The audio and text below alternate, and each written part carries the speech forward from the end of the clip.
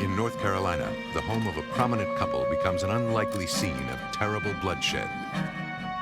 Across the country, a California woman vanishes, worrying her family, and the investigators trying to find her.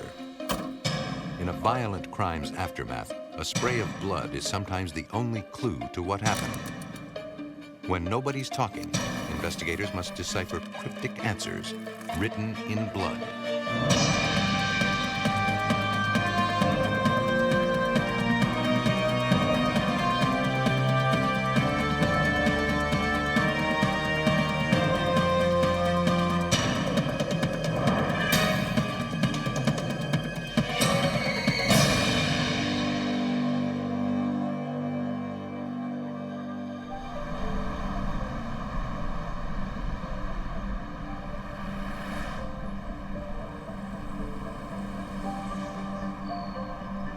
Durham, North Carolina.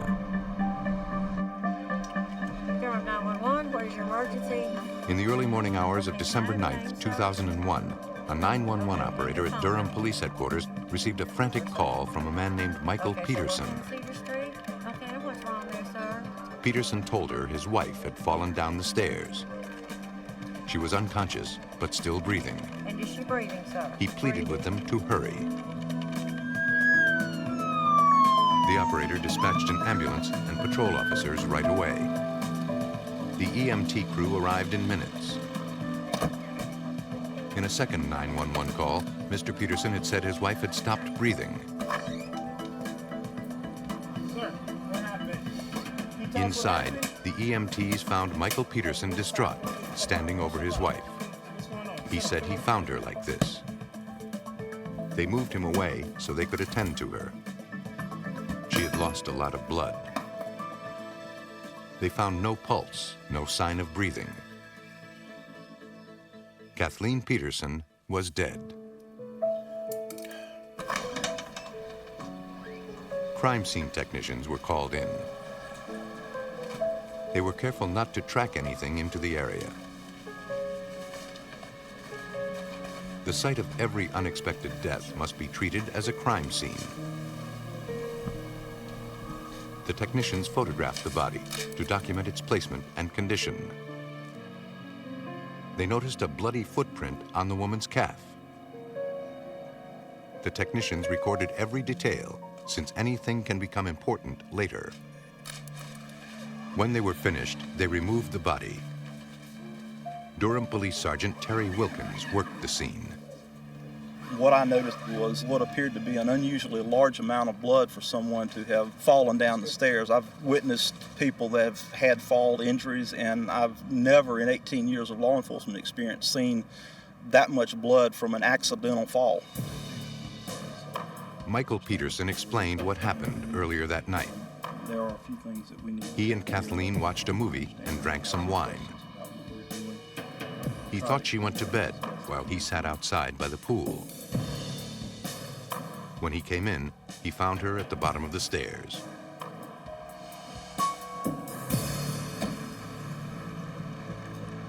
Though the death was called in as an accidental fall, Durham Police Homicide Detective Art Holland was assigned the case.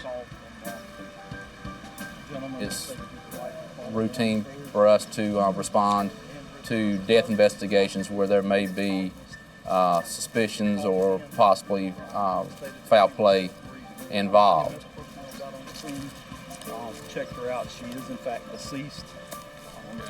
Unusual situation in that there's an extreme amount of blood in the stairway. Sergeant Wilkins briefed the detective about what they knew so far. She did have a large amount of blood on her person, on the bottom of her feet, on the floor, under, beside her, on the walls, on the steps. There was spatter on the walls that was very concerning.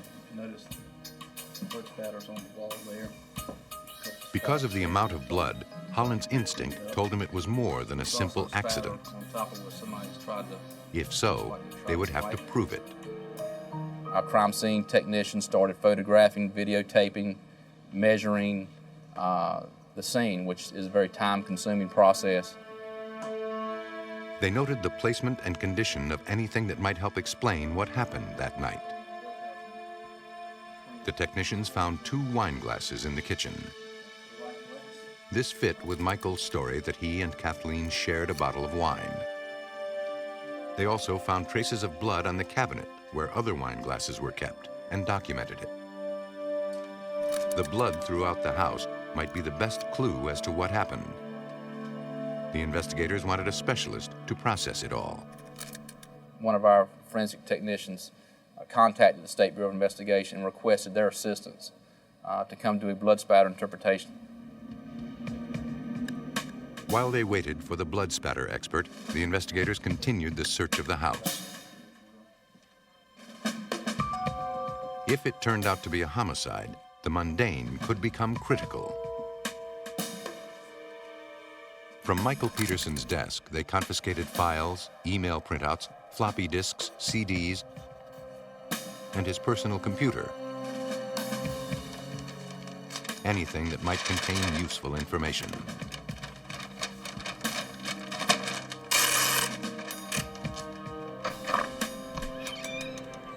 That afternoon, several hours into the processing, Special Agent Dwayne Deaver of the North Carolina State Bureau of Investigation arrived. Investigators hoped the blood spatter expert would be able to tell them if it was an accident or murder. An accident is going to produce a certain type of stain. It's going to be of a certain height. It's going to be of a certain quantity. And so we would look at that first. Are those things present? Do they look that way? Hey, how you doing? What have you got? Immediately, Deaver saw signs of trouble. Smaller drops of blood mean more force was used to spray them out. In this case, the drops were very small. Those impacts had been very forceful, much more forceful, in my opinion, than would have occurred from a fall. Deaver needed to establish where Kathleen was when she started to bleed. From the shape of the drops, he first determined the angle at which the blood hit the wall. We need to go take a look at that kitchen. He then used strings to mark the direction the blood traveled through space. The point where the strings intersected was where the impact occurred. Wherever it is. I found points of origin off the surface, out in space, and that was inconsistent to me with a fall. There was something else. I found a transfer stain on the step right above her, where her body had been, that showed that an object that, to me, had a hook on it had been placed on that step. Perhaps that was an object used to strike the victim. As far as the blood evidence was concerned, someone killed Kathleen Peterson. At the medical examiner's office, Dr. Deborah Radish conducted an autopsy, finding 7 head wounds. She had lacerations close to the top of her head, at the bottom of her head, near the top of her neck. The doctor concluded Mrs. Peterson had been beaten multiple times with a cylindrical blunt object, light enough not to cause skull fractures.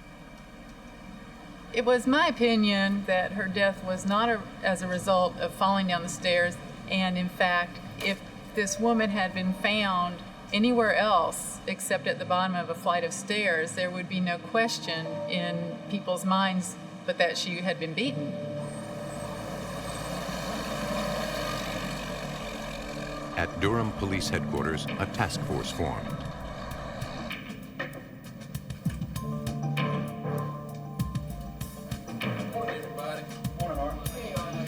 The Petersons were a prominent couple in the community, and police anticipated the media scrutiny would be intense. But that would not affect the professionals working the case. My main concern was that the investigation was done appropriate and done right. As far as it being high profile, that didn't bother me, and I don't think it bothered other officers. They believed Kathleen Peterson was killed. Michael Peterson was the prime suspect. But they did not want to make an arrest until they had a solid case. The Durham investigators were determined to solve the crime and bring the person responsible to justice. Kathleen Peterson and her grieving family deserved it. In December 2001, Durham, North Carolina authorities were trying to find the truth behind the death of Kathleen Peterson. Kathleen's husband, Michael Peterson, claimed he found her at the bottom of the stairs in their home. But police believed she was beaten to death. At the State Bureau of Investigation laboratory, forensics experts examined the evidence recovered from the Peterson house. Michael had said he and his wife shared a bottle of wine the evening before her death. Police had found 2 wine glasses on the kitchen counter. The examiner processed both glasses for fingerprints. Yet only one revealed latent prints. The other was clean. The examiner lifted the prints for comparison against those of the Petersons.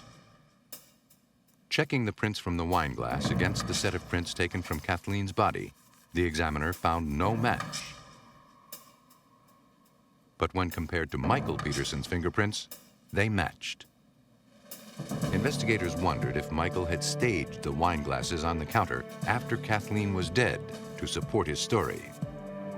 Detective Art Holland recalled the state of one cabinet door in the kitchen. And that cabinet door did have blood on it, which would make you think that, you know, why would there be blood on that cabinet if somebody didn't go in there after somebody was bleeding and get that glass and set it out? Police suspected Kathleen's husband, Michael, was involved. If so, they needed to find a motive. They started with a phone records check. Detective Holland ran the check to try to determine when Kathleen last spoke with someone other than her husband. We were able to determine that she was in fact alive at approximately 11 p.m. that night because she had made a phone call to a co-worker. Police interviewed that co-worker to see if she could provide them with any additional information. The woman told police Kathleen called because she needed a document for a meeting the following day and asked the co-worker to email it to her. But since she was not at the office, Kathleen asked that it be sent to Michael's email address at home. Investigators wondered if Kathleen saw something else when she got the mail on her husband's computer. They sent the computer to analyst Todd Markley at CompuSleuth, a private forensic computer firm in Westerville, Ohio. Immediately, Markley saw that someone had erased many files from the hard drive the night of Kathleen's death. But that did not stop the analyst from finding those files. The computer doesn't actually destroy anything. It puts it in to be recycled. And that information is easy to find on the hard drive if you know where to look. Markley discovered a history of thousands of pornographic websites visited and hundreds of photographs downloaded. He also found sexually graphic emails between Michael Peterson and a prostitute. Some of the emails were fairly explicit about what sorts of activities that they could do when they met up and how much it was going to cost. Police wondered if Kathleen had stumbled across the emails that night and confronted Michael about them. Markley also found emails that indicated the Petersons were in financial trouble. There were a fair number of emails that we discovered that talked about finances and money, asking friends for money. Peterson had even tried to cash out one of Kathleen's life insurance policies so he could receive the money that had accrued. Authorities needed to know more about the Petersons' financial status. Officers visited Kathleen's place of work and spoke to the human resources director there. She told them Kathleen was a valued executive, but because of company-wide downsizing, she was on the possible layoff list. We went there to get records, her employment records, life insurance records to see if there was something in those records that would give Michael Peterson a reason to take her life. And we did find just that. Kathleen had a life insurance policy that paid out $1.4 million if she died in an accident. It was a powerful financial motive. Yet if Michael Peterson had killed his wife, police needed to know what kind of weapon he used. You know, we searched that house from the attic to the basement. We did grid searches of the outside, try to locate any type of instrument that could have caused the blunt force trauma to Kathleen's head. They found nothing that matched the hook-shaped bloodstain on the stairs. The investigation stalled. Police were becoming concerned that without the murder weapon, they might never solve this case. Then, the information they so desperately sought came to them. Kathleen's sister asked to talk with the detectives. She said the family had some information the police should know about. The sister told Detective Holland she had bought a distinctive fireplace tool called a blowpoke for everyone in the family years earlier. She had used the one at Kathleen's house just a few weeks before her sister's death to stoke a fire. But now, it was gone. She had a blowpoke exactly like the one that she gave her sister Kathleen. And she wanted for me to see exactly what this instrument looked like and take it to the medical examiner's office to show it to the doctors there to see if it was possible that this type of instrument could have caused the trauma to Kathleen's head. The medical examiner, Dr. Deborah Radish, had already determined that the wounds were caused by a cylindrical, blunt object. And the blowpoke fit that description. What was interesting about the blowpoke was that it was not as heavy as, say, a regular fireplace poker. It had a thick brass wall, but it was hollow on the inside. And that could explain, in this particular case, why the lacerations of the scalp were so severe, but why she suffered no skull fractures. Authorities knew they were getting close. But at the State Bureau of Investigation lab, Special Agent Dwayne Deaver and other experts still had work to do. They next examined the clothing the Petersons wore on the night Kathleen died. They wanted to know if bloodstain patterns on the clothing further supported their theory that Michael Peterson beat Kathleen to death. The team checked the shorts Michael had on when police arrived, looking for the distinctive spatter a beating would create. When I looked at Michael Peterson's shorts, those impact spatters were there, in the crotch, on the inside of the leg of the pants, even having traveled and gotten on the inside of the pants first. That is an indication that the person wearing the shorts was standing over a source of blood at the time that it was impacted. They also wanted to compare the shoes to the bloody tread mark found on the back of Kathleen's pants. Using fingerprint powder and electrostatic contact sheets, they made a print of the bottom of the shoes. Comparing it to the mark on the pants, they found an exact match. Now this indicates that she is face down. The blood spatters on the front of her pants indicate that she's face up. She was beaten in several different positions over a period of time. At one time, she appeared to be on her hands and knees, at one time on her back, at one time in a crouched position as if she were trying to go up the stairwell. It had been a prolonged attack, brutal and bloody, one that Michael Peterson denied ever happened, but one all the evidence pointed toward. Still, investigators needed to prove it in court. After the death of Kathleen Peterson in Durham, North Carolina, two very different stories emerged regarding the night of December 9th, 2001. Kathleen's husband, Michael Peterson, claimed that they had a normal night.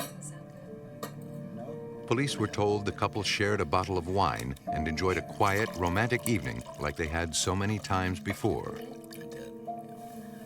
Michael suggested to police perhaps Kathleen had more to drink than he thought, and that maybe she was drunk when she fell down the stairs. But only his prints were on the wine glasses. Durham authorities had a different version of what happened. They believed Michael Peterson brutally beat his wife to death with a fireplace blowpoke. At the State Bureau of Investigation Crime Lab, Special Agent Dwayne Deaver conducted a series of experiments using goat's blood to try to duplicate the blood spatter he found at the scene. We went back and looked at falls, exaggerated falls from heights of 12 feet with a person who was already bloody for some reason. And we looked at those scenarios to see what kind of patterns would be produced and if they were comparable to the patterns that we saw on the walls. And we did not find any fall type actions that could produce the things that we saw in this particular case. Then, Deaver tried to duplicate the blood spatter by mimicking a beating death. Dressed in clothes similar to those worn by Michael Peterson, he placed the goat's blood on a sponge, then struck it with a blowpoke. He found the action produced blood spatter very similar to the patterns found in the home and on the clothing.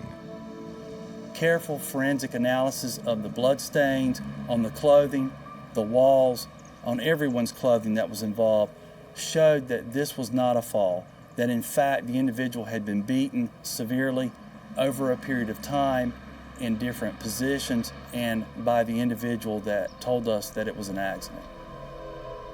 During a 2-month trial in 2003, District Attorney Jim Hardin explained to a jury what the evidence showed happened that night. It was very clear that he was attempting to engage in extramarital affairs. We presented a strong case that she found out about his attempt to engage in an extramarital relationship. I personally believe that she confronted him about it, and because of the conflict in the family revolving around Miss Peterson's jeopardy of losing her job, the financial situation that they had placed themselves in, I think that it was a trigger, it was a catalyst, and I think Mr. Peterson lost his temper and beat her to death and then attempted to cover it up. Michael Peterson believed he stood to make $1.4 million from his wife's death. But what he received was life in prison. The importance of the forensic evidence in this case cannot be overemphasized. Had it not been for the quick thinking of several of the folks at the scene initially to bring a blood spatter expert to that location while we had the house in our custody, I don't know that we would have gotten this result. Careful bloodstain analysis finally brought answers to the family of Kathleen Peterson. Across the country, another woman's family faced terrifying questions of their own. Lodi, California, a small city nestled in the San Joaquin Valley, south of Sacramento. Lodi sees fewer than 5 murders per year, so most citizens feel safe. But on December 17, 1990, Lodi resident Charles Abbott was growing concerned. He couldn't find his wife. A man had phoned him hours earlier saying he found Susan Abbott's purse. Charles retrieved the purse, then called friends and family members. No one had heard from Susan that day. Her sister wanted Charles to call police. Lodi 911, what's your emergency? The 911 operator took down the relevant information and dispatched a patrol officer to the Abbott house.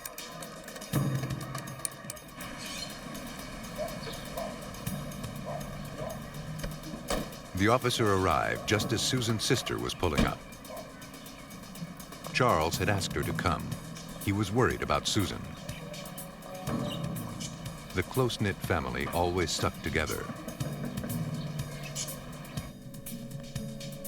Charles said he called Susan's work. She had not shown up that morning. Well, it's not like her. The officer asked when Charles last saw his wife. Dropped me off at work. It was so great. Charles explained it was around 8 o'clock that morning. His truck was in the shop for repairs, so Susan drove him to work. They left the house a little before 8. She dropped him off, and he assumed she continued on to the hospital where she worked. His truck would be ready that afternoon, so she did not plan to pick him up. Everything seemed fine when he last saw her.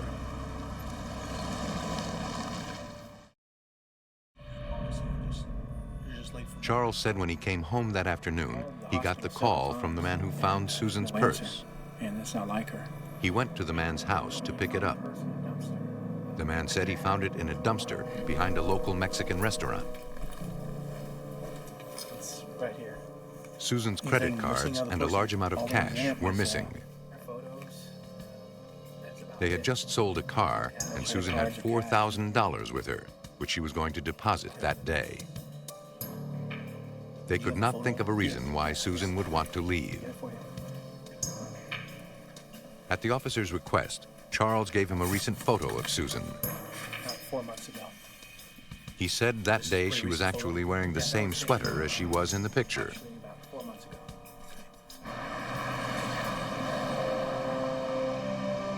By the next morning, there was still no word from Susan Abbott. Hey, Bill. And Detective Sergeant Bill Barry was assigned the case. I just took this report from... He knew it was possible Susan simply left. Seems kind of hinky to me. That's why I wanted to talk to you But about if it. so, he still had to find her to let her family know she was safe. Here's the missing person, Susan. People do walk away from their lives. Sometimes there's a mental health issue, sometimes they are unhappy with their lives, sometimes there's something going on we don't know about. But what you hope for is that you're going to find them okay. Sergeant Barry began a routine missing persons investigation. We gather basic information about someone who's missing, their physical description, height, weight, date of birth, the car that the missing person may have been last seen in or was associated with. We immediately get a bulletin out to law enforcement agencies in the area, along with our officers who are on the street. To follow up on the purse, an officer went to interview the man who reportedly found it.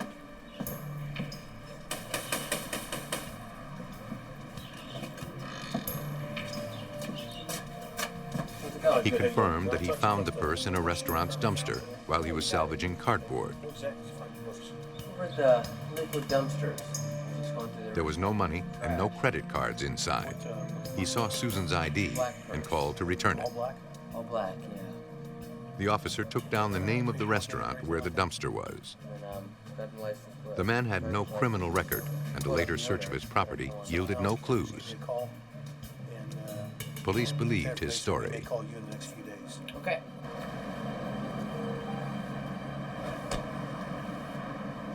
The dumpster was impounded, and Sergeant Barry and other officers began showing the missing woman's photo around the strip mall near the Mexican restaurant. Because of the circumstances, you are worried that some harm has come to this person. You want to do your best to try to locate them, get them recovered, get them back with people who love them. Some clerks recognized Susan as a regular customer, but no one reported seeing her recently. The case grew more ominous with the next lead. Susan's van had been found in a parking lot several miles from the Abbott house. On my way down there, I was hoping that what it would do is provide some indication as to what happened to her, something that would lead us to her. I didn't know what to anticipate, but I was at least hopeful that we might find something. Looks like you got it, huh? There was no sign of Susan Abbott. The van was parked and locked next to a bank near an ATM. Anything unusual looking at this point? The bank was closed. There was no one around the vehicle. It was just parked normally as if somebody had parked it there and gone into the bank but just never came back. Charles Abbott made the discovery along with two friends. They told me that they had gone out driving around after making the initial report to the officer to try to locate Susan's car. Charles said he'd remembered that Susan had about $4,000 in cash that she was going to take to the bank that day, so he decided to go by the bank and see if her car was there. The men said they had not touched the van. The car was clean, sitting by itself, no disturbance to it. Looked like it had just come off a used car lot. Berry prepared it to be towed to the police impound yard. One thing that did stand out in the vehicle was 2 boxes of plastic trash bags in the back seat. One of them was opened. We didn't know what those connected to at that point. And we thought that odd, given the general absence of any contents in the car. It was possible someone had seen Susan with the cash and abducted her from the bank. Police hoped some evidence inside the vehicle would help explain what happened and tell them where Susan Abbott was so they could find her and bring her back to her family.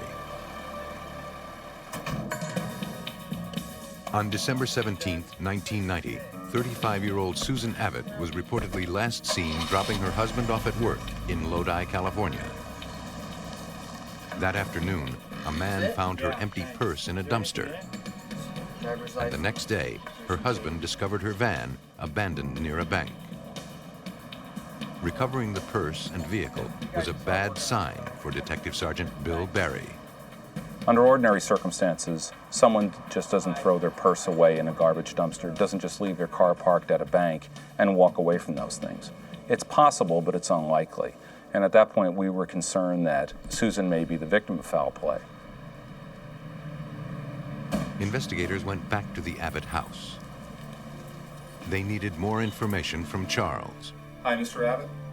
Hi, Detective Berry. Remember me from last Perhaps there were answers in the details of Susan's last known actions. someplace where we can sit Charles told the detective about the money Susan had with her. But Charles said the last time he saw her was when she dropped him off at work. He did not think anyone else knew about the money and could not think of anyone who would want to harm Susan. He said he wanted to take it for a test drive. Then, 2 days after Susan Abbott disappeared, investigators' fears came true. Sergeant Berry. On December 19th, Sergeant Berry received a call from the San Joaquin Sheriff's Department. Someone had found a body. ATA is about 30 minutes.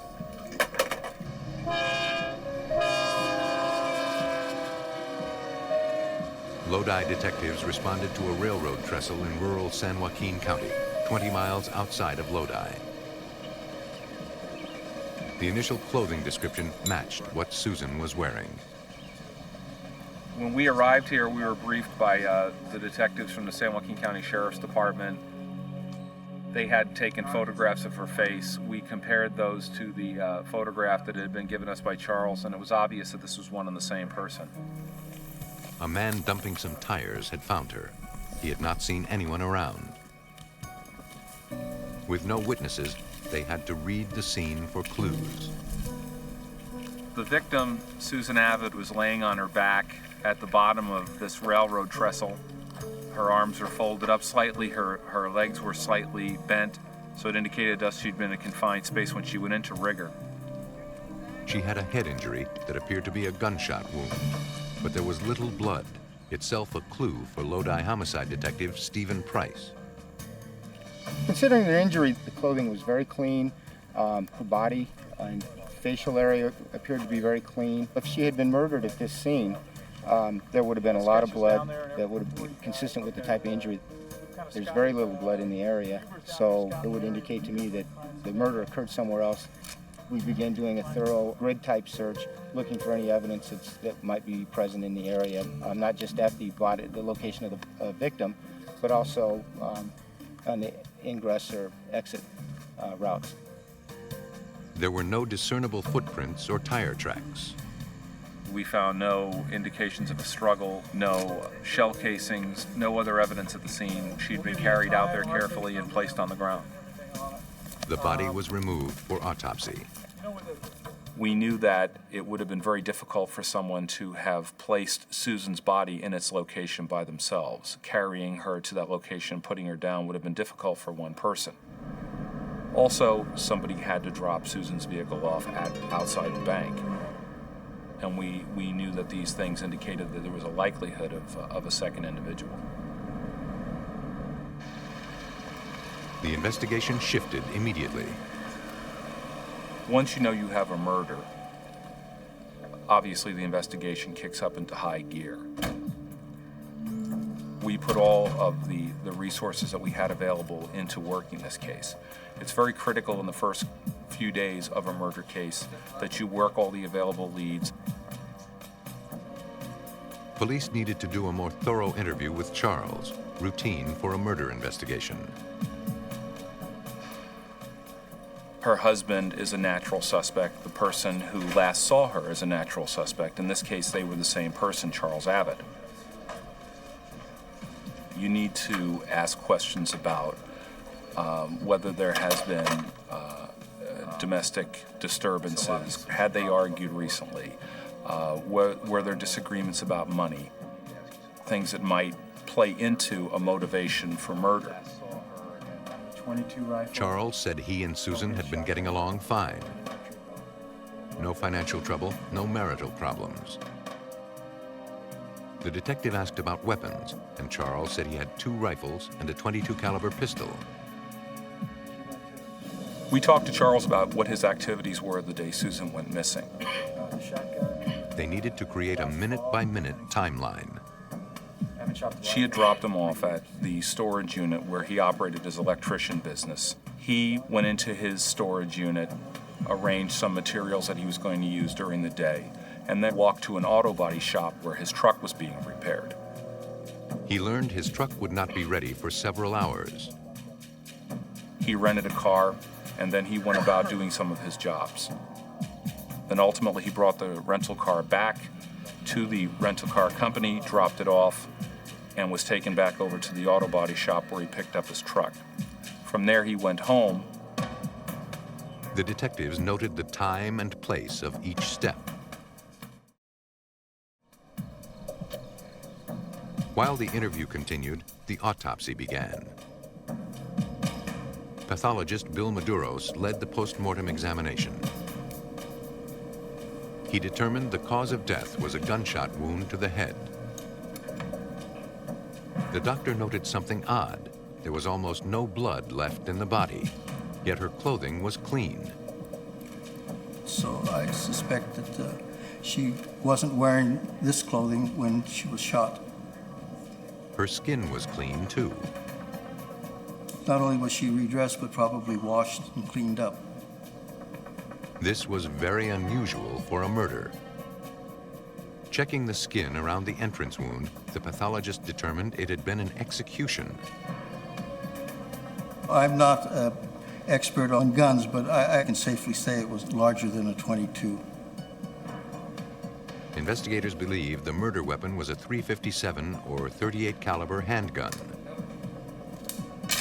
But no evidence suggested who fired it. While the autopsy was being conducted, police continued to look at Charles Abbott. Sergeant Barry ran a records check on him. There was no criminal record. He had several guns registered to him, the rifles and .22 caliber pistol he had mentioned, but there was another, a .357 Magnum. We talked to him about weapons. He omitted any mention of a .357 revolver. Investigators believe the murder weapon might have been a .357. Hey, Bill. Suspicion was settling over Charles Abbott. Then, another ominous lead. About 3 days into the investigation, a call came into our dispatch center. The caller told our dispatcher anonymously that Charles Abbott had solicited someone to have his wife killed. The caller gave a couple of different names. But each man named was incarcerated at the time of the murder. If Charles Abbott had tried to hire them, he was unsuccessful. Perhaps he found someone else to help him, or he did the job himself. After the December 1990 murder of Susan Abbott in Lodi, California, suspicion focused on her husband, Charles. The suspect had given Detective Sergeant Bill Barry a detailed account of his actions on the day Susan disappeared. It included going to the storage unit where he kept work equipment and renting a car for the day. Barry secured the records of the electronic card key system at the storage unit. It had in fact logged his partner who had come into the storage unit that morning and had left a few minutes later. But there was no record of Charles Abbott's card being used any time during that day. Next, the detective wanted to check the route Charles said he drove that day in the car he rented. We had gone over in some detail his movements during that day, and we had done that twice. Barry had turn-by-turn directions. A simple check on Charles's alibi was to drive the route with the rental car and to check that mileage from that route against what was on the rental agreement. We saw that that did not match up, that there was a substantial discrepancy between the two. Charles Abbott's alibi was crumbling, but investigators needed hard evidence to prove he was involved in Susan's murder. Lodi Police crime scene technicians carefully processed the dumpster where the victim's purse was found. We ultimately found household trash, a toothpaste tube box, a top to a napkin box, items which didn't really fit what we would have expected to find. What do we have here? More significantly than that, we found bloody towels. The technicians also recovered the box to a bar of soap and the top to a tissue box. Uncertain which of these items might prove important to the case, investigators marked everything and collected it for later study in the crime lab. The towels that we found in the dumpster were stained with blood, and there was also hair adhering to them. An examination of the blood found it to be O positive, which was a match for Susan's blood type. And the hair was found to be, under microscopic examination, consistent with samples of Susan's hair. Police finally had enough circumstantial evidence to get a warrant to search the Abbott house. If it was Susan's blood on the towels, they might have come from the house. The murder might have taken place there.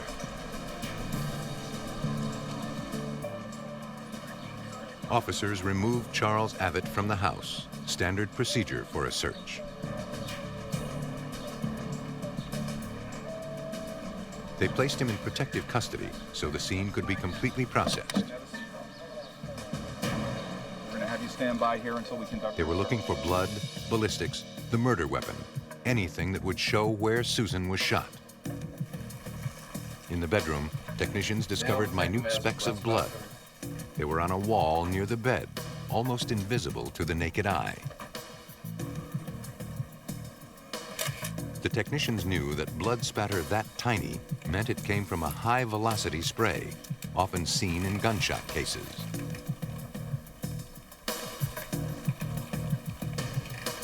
They also noticed something on the floor of the bedroom. A lead fragment, likely the jacket of a large caliber bullet. Might have a jacket here. Yeah, that looks like it could be a large caliber too. I mean, that's quite a bit of jacket. Yeah, looks like possibly a hollow point round. Police believe a .357 was used to kill Susan. In the dresser, they discovered a wallet containing Susan Abbott's credit cards, cards that Charles said had been taken from her purse. We'll do. All right, thanks. In the bathroom, investigators found more incriminating evidence. We found a number of towels in the house. We recognized the patterns as being similar to the ones that we had found in the dumpster. We went and got the towels from the dumpster and compared the two and found that they were an exact match. In the trash, they recovered more of Susan's credit cards. Evidence technicians swabbed the drain of the bathtub.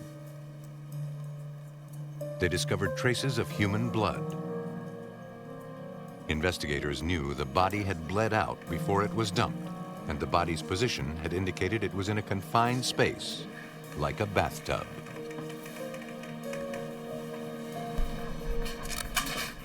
Investigators still hope to find the murder weapon. We obtained search warrants for Charles's storage unit because once we had searched the house, we still had not located the gun. And the storage unit was an obvious location where it might be.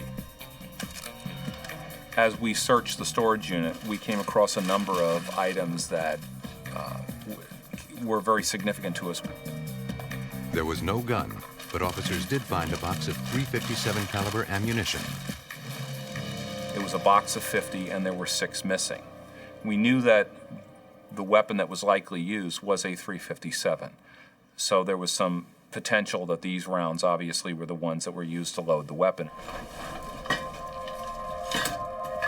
The investigators also discovered information on dating services, including correspondence with mail-order brides. They recalled Charles had said his marriage was a solid one. When we found those materials, it indicated to us quite the opposite, that he was interested in pursuing relationships with other women. Additionally, the officers found leaflets for get-rich-quick schemes and other documents that showed Charles Abbott was having financial difficulties. And this, of course, played into the possible motivation that collecting life insurance might be a motive for him to commit this crime. To strengthen their case, investigators wanted to try and match the top of the tissue box found in the dumpster to the tissue box taken from the Abbott house.